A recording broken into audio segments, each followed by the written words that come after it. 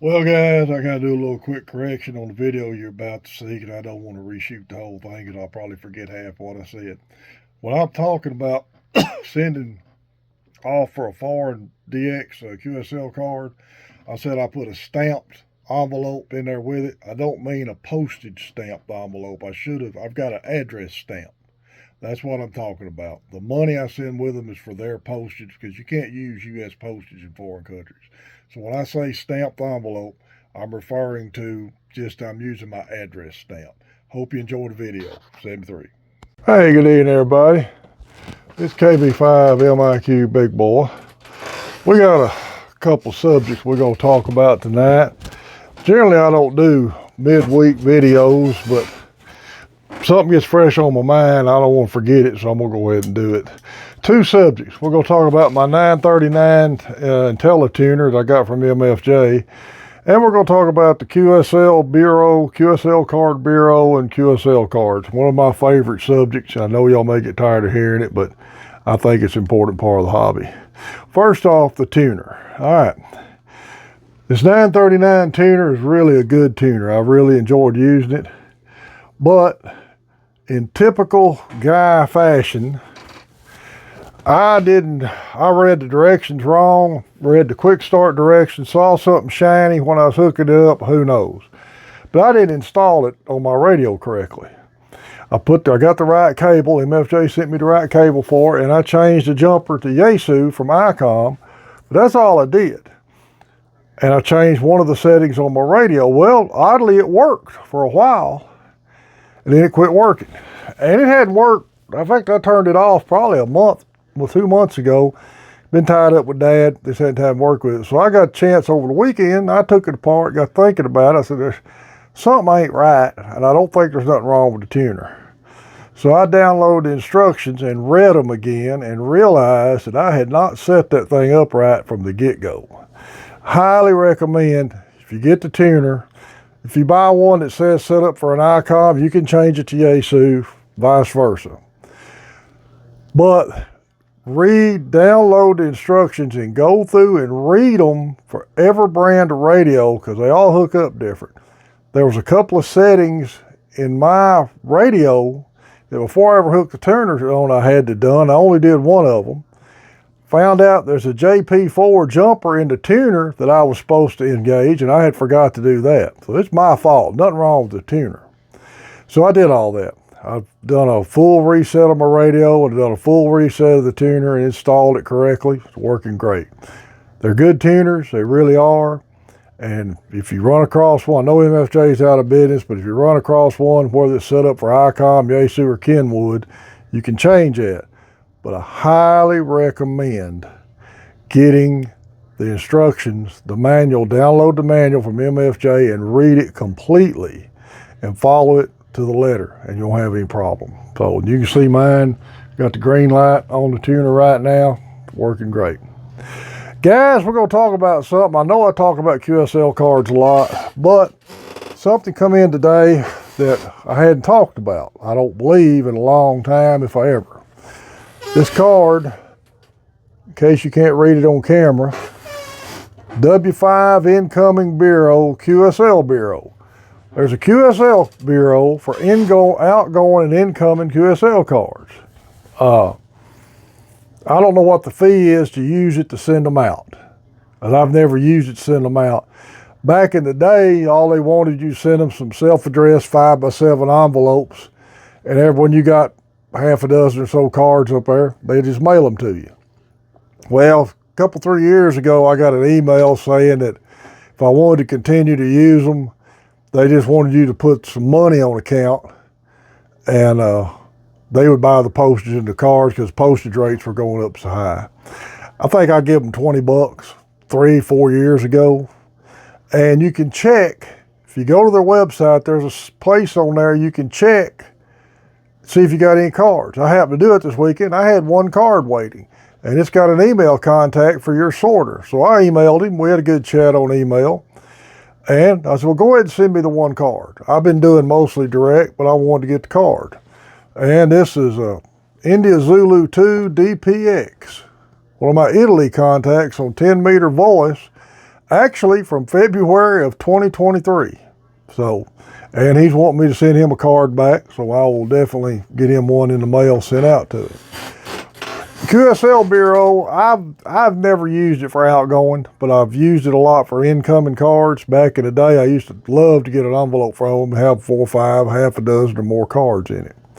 And that's an option you may look at for sending cards out. It might be cheaper, just put them all in one envelope, send to them, let them send them out. There's a fee involved with that, and I'm not sure how that works, but you can go to the website and find out.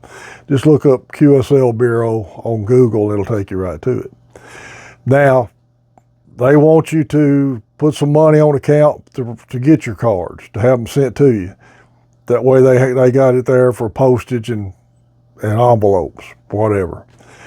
And they take PayPal, Venmo, I don't know, Cash App, Spot, Whisker Biscuit. I don't know. I don't do none of them things. I send them a check, and they do take a check. I just sent them a $20 check about 3 years ago, and I still got stuff on account with them. A good way to get QSL cards.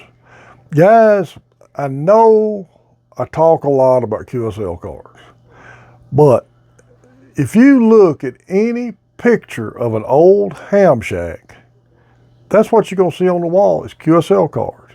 Even in 91, when I got into this hobby, if you wanted to get your DXCC award or your WAS award or whatever, you had to send your logbook. We had to keep a written log, and you had to send your QSL cards. That's how they confirmed the contact back then to get that done. Now I know, oh, we got logbook of the world, we got QRC log, oh, yada, yada, yada. That's fine. Ain't nothing wrong with that, okay?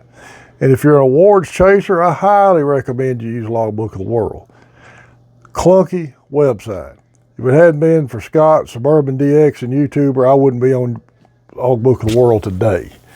But I do use it, and I mainly use it because a lot of contesters use it, and if I work a station that's working a contest, I want them, or looking for a state or whatever, I want to do my part to help get their award. Other than that, I probably wouldn't use it. The QRZ logbook is super easy to use, a lot easier than Logbook of the World. But QSL cards, they don't have to be fancy. A lot of guys, you used to be several outfits that get them. I think you can get them made through Instaprints now. CheapQSLCards.com is not taking new customers. They'll do reprints for existing customers, but they're not doing new. But just try to send some cards out. If there's one thing that'll impress somebody that come in your shack, is seeing a wall full of cards. Instead of showing them a logbook or, hey, let's look at my Logbook of the World log. That's like looking at a bunch of bowling trophies. Not knocking them at all. But to me, the heart and soul of ham radio has been the personalization through QSL cards. I know a lot of y'all thinking, man, that's just too much money and too much time and so on and so forth. You can send them as a postcard, it's cheaper postage. If you want to get a card from a DX station, QRZ is the best way to find out how they will accept whether they QSL card or not to begin with and how to do it. If a foreign station tells me, they said, okay, we need $3 postage, I'll send them $3. What I do, I take the long legal envelope, I put a stamped return short envelope, just card size in there with my card, 3 $1 bills, and I'll take a sheet of copier paper and fold it up in it like it's a letter and put all that inside. And I hadn't had any trouble with that yet. And a lot of them will tell you that the mail system in that country is too corrupt and they're using a QSL manager in another country. I've got cards back like that.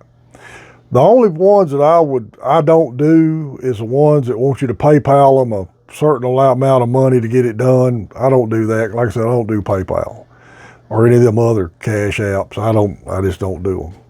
But that's just my thing. But look at QSL cards. Look at sending them and just think about how your shack will look. I know this shack's a dump right now of stuff running around, but let me point around some of the cards I've got on the wall here. Some of y'all have seen them. You know, that corner, Central America, islands, extra cards, and my foot's hung in the speaker cable again. Dadgummit, hang on. All 50 states and other cards I've got. And I've had more people walk in my shack and walk by the I Love Me corner with all my military plaques and retirement plaques and come in here and say, hey, what all this? Did you get these talking to these people?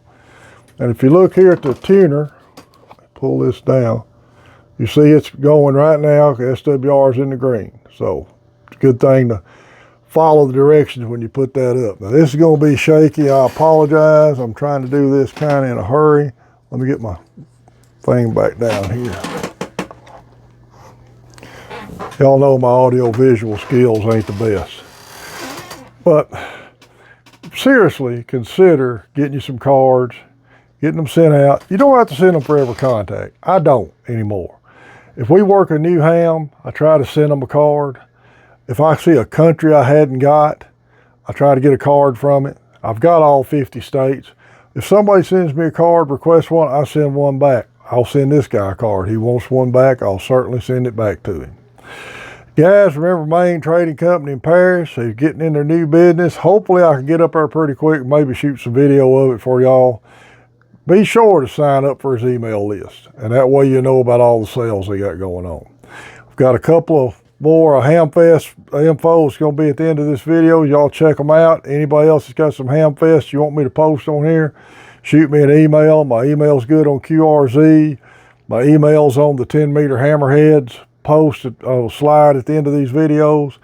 And we're trying something. I'm not going to change it yet. We're going to see how it works. But we're trying something called 2-meter Tuesday on the Hammerheads group. We've got some guys that are just a little too far out for 10 meters that are wanting to get in, but we can all talk on simplex 2 meters. So we're trying that. I'll still be monitoring 10 even on Tuesday night. But if you don't hear us on Tuesday, it's probably because we're trying 2 meters out. Guys, thanks everybody who subscribed to the channel. We're at 1620, 1621. We're going to probably do another giveaway a little over 1700. It's KB5 MIQ Big Boy 73.